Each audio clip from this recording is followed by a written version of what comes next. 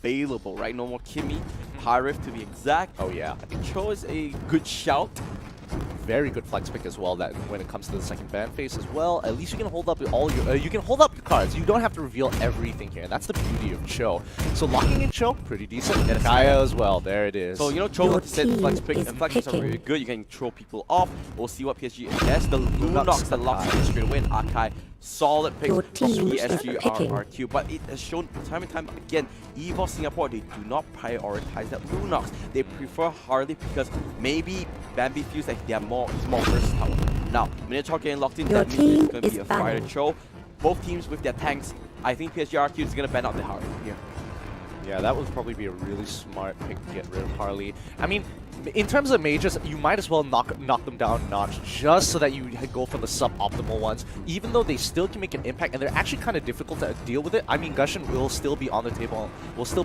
I don't think Evos wants to ban it out for the double mage composition, but we're just going to have to see how they want to play this out. The more important thing is whether Evos want to lock in the Leo more early on or not. Yeah, that's the Harley ban. Your team is banned. Do you think they might ban out the Damus and play the Leo mod? No, I mean, they won't potentially. Ban why would they play the Leo mod? No, ban out the Thalmos and then pick Leo mod for themselves. I mean, they already have the fighter Cho. So could be. It could be a double fighter composition if it comes out true. Okay, we have a bit of time. I have this really cool fun fact. If you look at Tuturu's name, that's actually the full name of PSG RQ. It's PSG RQ 02. Because 02 is their sponsor. I just want to say this once because it's a super long name. So the full name of their team is here we go. Paris Saint-Germain, Rex Rickham Kren, Oxygen. It's actually a lot of syllables. Yeah, that's a lot of syllables. I just give, you know what?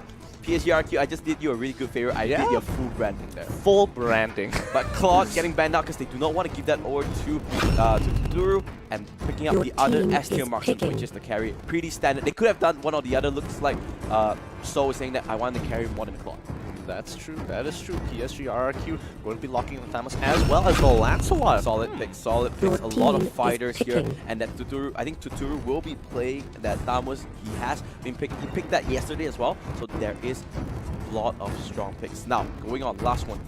Ace, what do you think they're going for? They need a mage here. Kagura. No, it is going to be a Gushin. Oh boy, Bambi.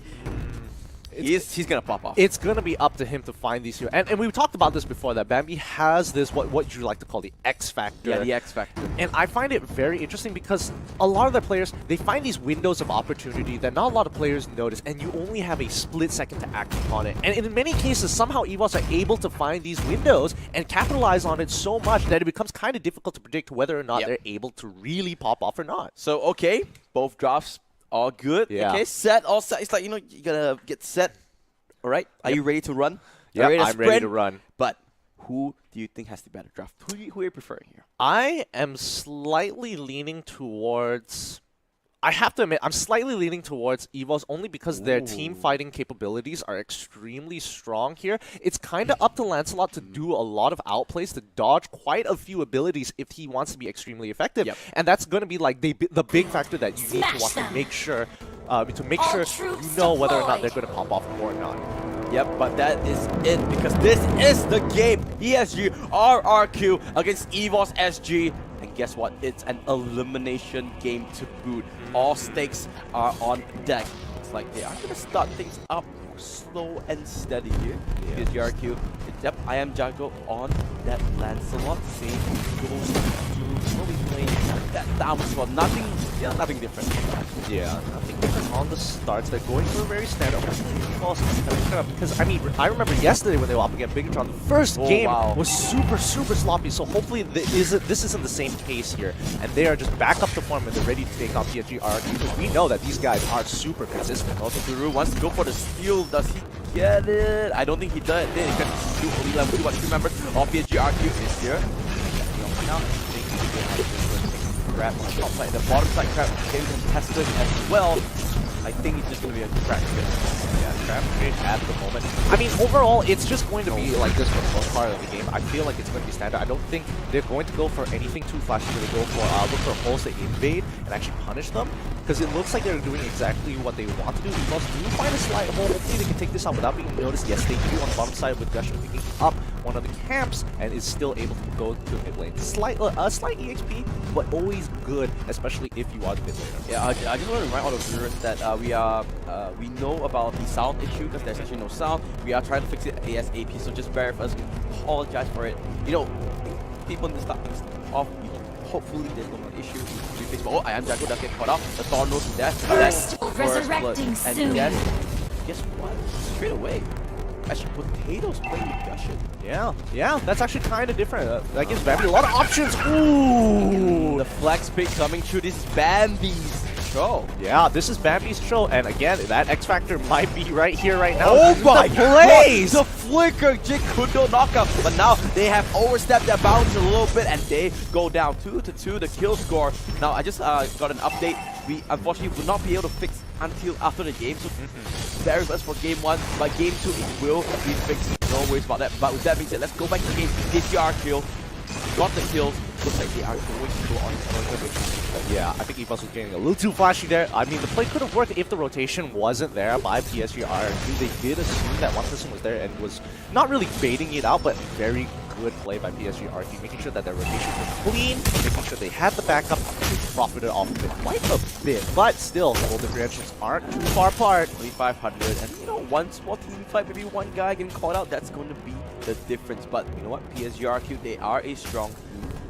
Maybe that small little difference is enough to make them like really big.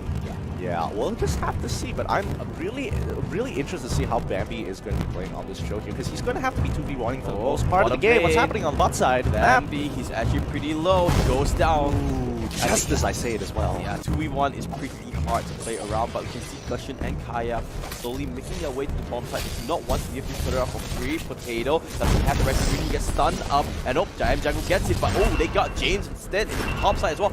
Wow. RQ dropping down a couple of members here and there, but they are losing a lot of them. Yeah, but also on the top side of the map, JTL does go down, which, I mean, the moment you lose your support, and as well as the 2v1, especially if you are the carry, there's not too much you can do.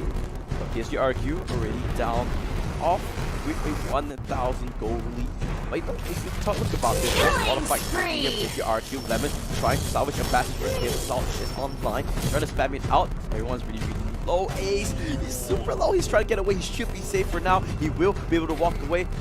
Looks like PSG RQ, they're not looking for a dive. Evos is just going to concede this turret and let them walk away.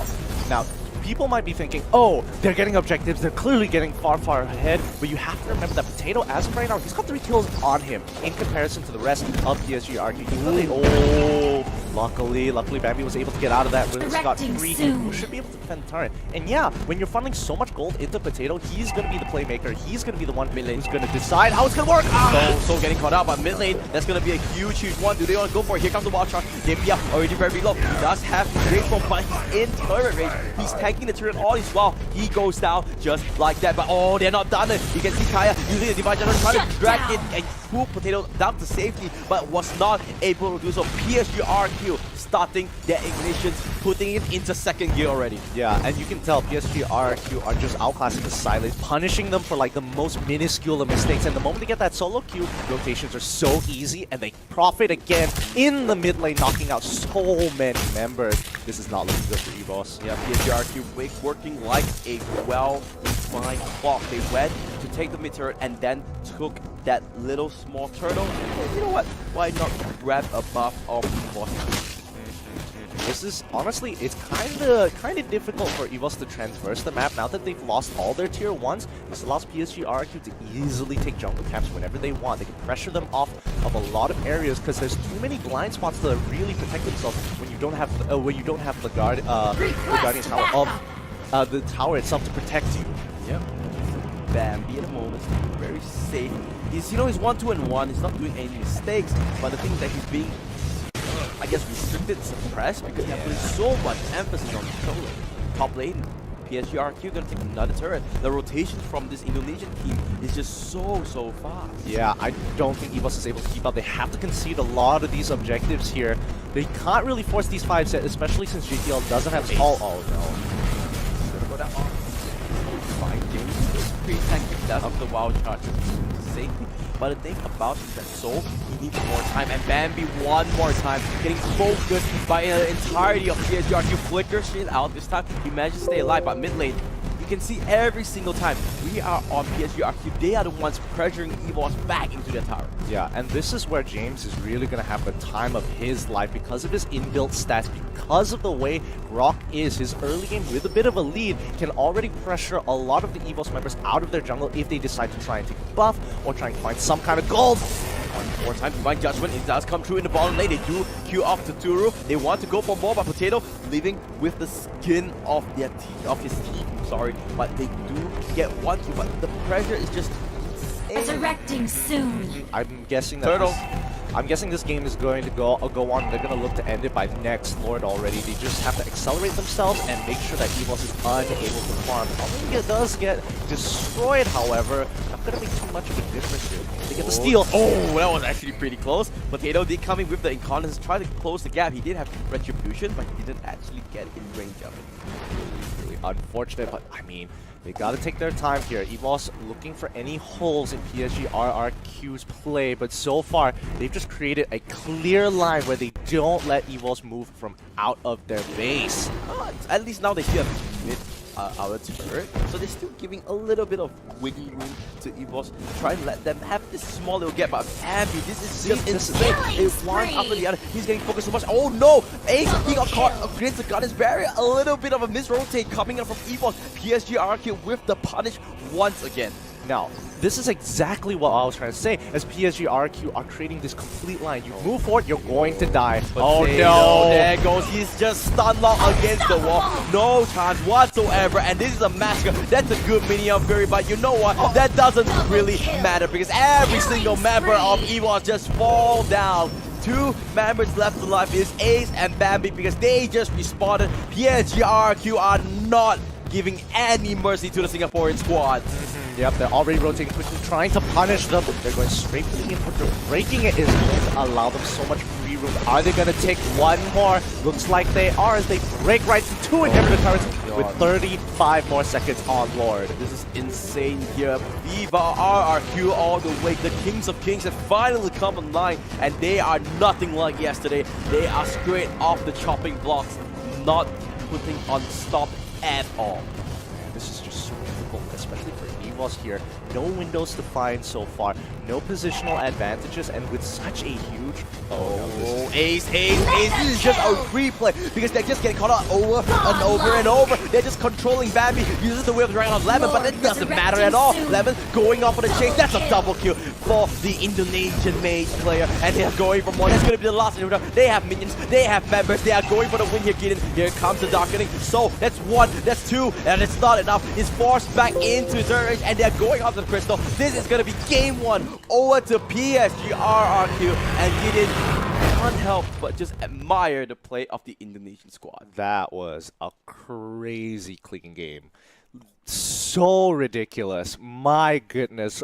I just the way they play their composition was just so good, and when they had just the slightest advantage, they really pushed for it. The side lanes were just too difficult to actually maintain, and a lot was put onto Potato there because the side lanes couldn't find any advantages. Mid lane had to rotate the side lanes to pick up 1 or 2 kills, but that just wasn't enough. Right, let's look at the end game stats really quickly. Just to give a quick recap to see, and let's talk a little bit about the stats here. Very straightforward. Lemon, clearly the MVP. He was insane on that Lunox. Absolutely, and she was just able to go around with the help of her supports of Grok and Akai. And even if they do manage to get away, I Am Jago is there to just clean up house. So difficult to run away. Do you think it's a drafting issue where, you know, Evos, they let go of the Lunox? Remember, they first double picked the Cho and the Kaya. They double tanked